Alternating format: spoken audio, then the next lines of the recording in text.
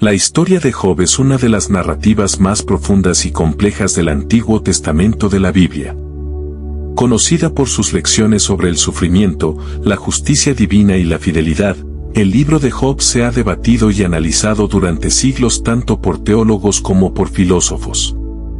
El relato de Job ofrece una visión rica sobre cómo enfrentar las adversidades y cómo entender la relación entre el ser humano y Dios en tiempos de tribulación.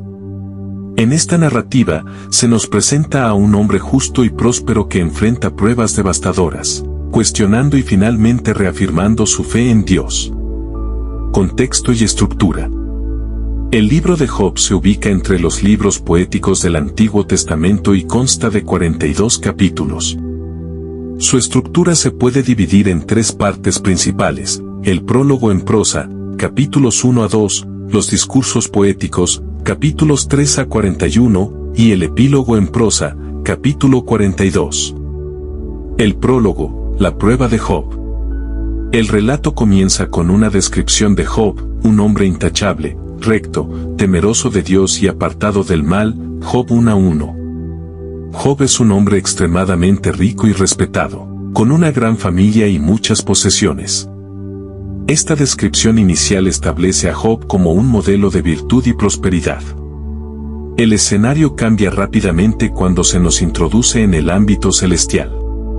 Satanás, el acusador, aparece ante Dios y sugiere que la devoción de Job es meramente el resultado de su prosperidad.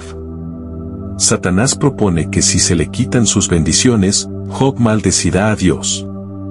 Dios permite que Satanás pruebe a Job, pero sin dañarlo físicamente. En un solo día, Job pierde sus hijos, sus siervos y sus posesiones. A pesar de esta inmensa pérdida, Job responde con una impresionante demostración de fe: desnudo salí del vientre de mi madre, y desnudo volveré allá. El Señor dio y el Señor quitó, bendito sea el nombre del Señor. Job 1:21. No satisfecho, Satanás obtiene permiso de Dios para infligir dolor físico a Job. Job es afligido con dolorosas llagas desde la planta del pie hasta la coronilla. Aún así, Job no maldice a Dios, aunque su esposa lo insta a hacerlo.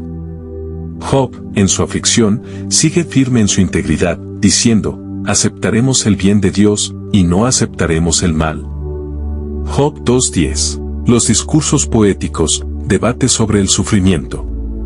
A partir del capítulo 3, el libro cambia a un estilo poético y presenta un extenso diálogo entre Job y tres amigos, Elifaz, Bildad y Zofar. Cada uno de estos amigos representa diferentes perspectivas teológicas sobre el sufrimiento y la justicia divina. El primer ciclo de discursos. Job comienza lamentando su nacimiento y deseando no haber nacido nunca.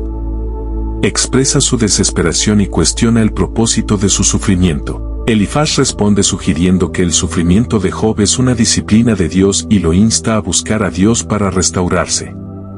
Bildad sostiene que Dios es justo y que el sufrimiento es el resultado del pecado. Argumenta que si Job fuera verdaderamente inocente, Dios lo restauraría.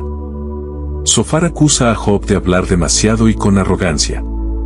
Insiste en que el sufrimiento de Job debe ser consecuencia de su pecado y lo exhorta a arrepentirse. El segundo ciclo de discursos. En este ciclo, las respuestas de los amigos de Job se vuelven más duras y acusatorias, mientras que Job defiende cada vez más su inocencia y justicia. Job clama por justicia y expresa su frustración por no poder entender la razón detrás de su sufrimiento. Comienza a cuestionar la justicia divina y el orden moral del universo. Elifaz sugiere que Job debe haber cometido grandes pecados y lo insta a volver a Dios. Bildad reitera que Dios castiga a los malvados y recompensa a los justos, implicando que Job debe ser culpable de algún pecado. Zofar continúa acusando a Job de maldad y defiende la justicia de Dios. El tercer ciclo de discursos. El tercer ciclo es más corto y culmina en una intensificación del conflicto. Job insiste en su inocencia y expresa su deseo de un mediador entre él y Dios. Clama por una audiencia directa con Dios para poder presentar su caso. Elifaz vuelve a acusar a Job de varios pecados y sugiere que su sufrimiento es el resultado directo de sus acciones. Bildad repite sus argumentos previos, pero sus respuestas se vuelven cada vez más vagas y generales. Zofar no responde en el tercer ciclo, dejando implícito que ya no tiene argumentos nuevos. La intervención de Eliú. En los capítulos 32 a 37, un nuevo personaje, Eliú, joven y lleno de celo, interviene en el debate. Eliú critica tanto a Job como a sus tres amigos. Reprende a Job por justificar su propia justicia en lugar de la de Dios, y reprende a los amigos de Job por no proporcionar respuestas satisfactorias.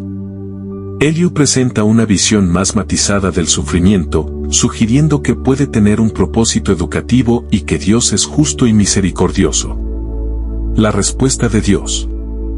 Finalmente, en los capítulos 38 a 41, Dios responde a Job desde un torbellino.